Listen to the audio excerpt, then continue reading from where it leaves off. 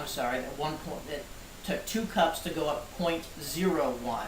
So by going from 1.05 to 1.10, it's taken about 11 cups. Okay, go ahead and set that there. Take our final reading, and I think we're going to either be right on 1.1 or maybe just a little over, and being a little over is just fine. Again, the specific gravity will measure how much sugar is in your contents, and it tells you what your potential alcohol volume is. And at 1.10, you can have up to about 14% possible alcohol.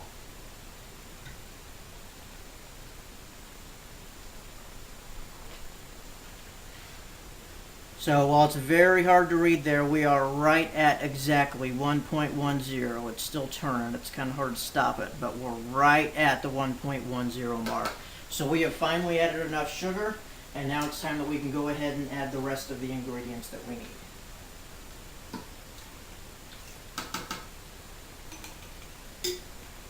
So the first thing I'm going to add is the yeast nutrient. It says 1 teaspoon per gallon.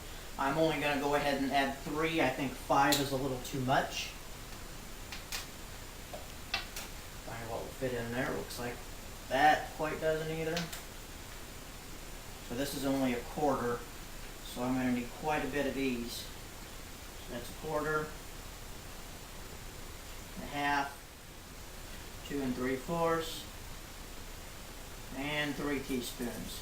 Good thing I ordered more of this because I'm just about out, just like that. Now we've made 3 batches total, and this has lasted the past 2 now.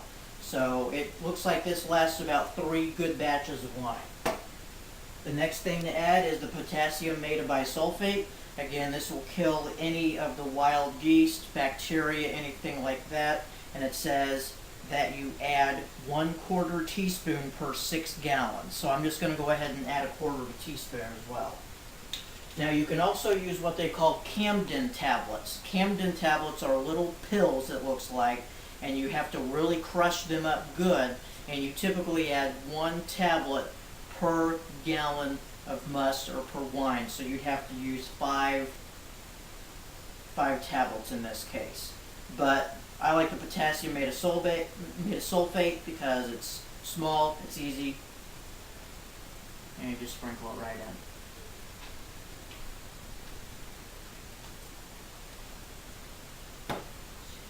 And lastly, the last thing is the pectic enzyme that breaks down the gelatin and other materials in there that helps define your wine. It says 1/2 teaspoon per gallon, and again, I'm only going to do 3 teaspoons. I like to edge on the side of not adding as much as what they say, just because, well, I'd rather have less in there so there's less possible taste or problems that it may cause.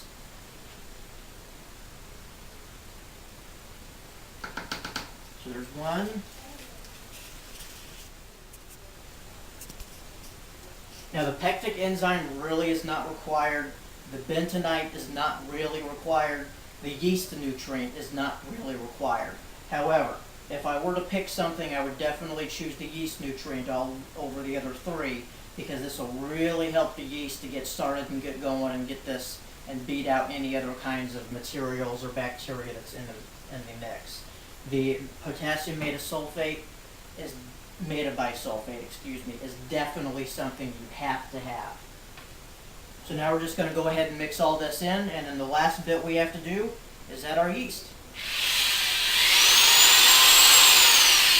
Here. So we'll go ahead and set that down and set it aside. Now the last bit here is the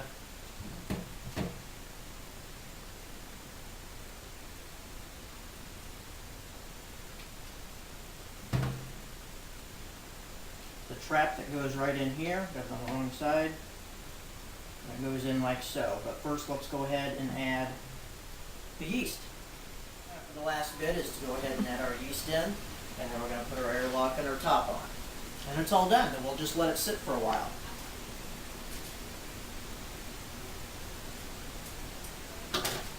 And when you add your yeast, you want to make sure that you do not stir this in. It'll sit right on top of the surface, and then you'll shake it evenly throughout the surface, so that way it allows it to multiply quicker and get access to the oxygen that's in here.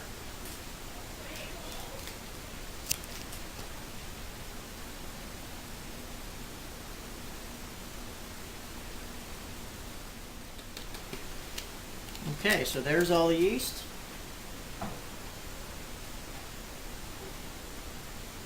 And here's the lid. It's been all nice and cleaned and sanitized. I left it in the solution just because I had it. Might as well keep it in there.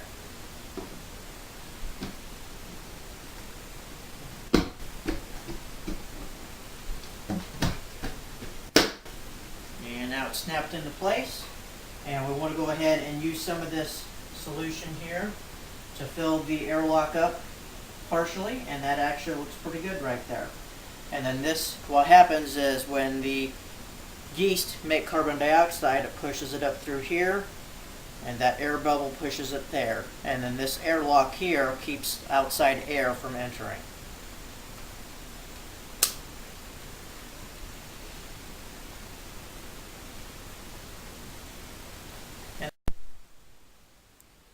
It is now day 2 of the fermenting process in the primary fermenter. Here you can see the airlock bubbling. That is the carbon dioxide escaping the wine that's being created inside the fermenter.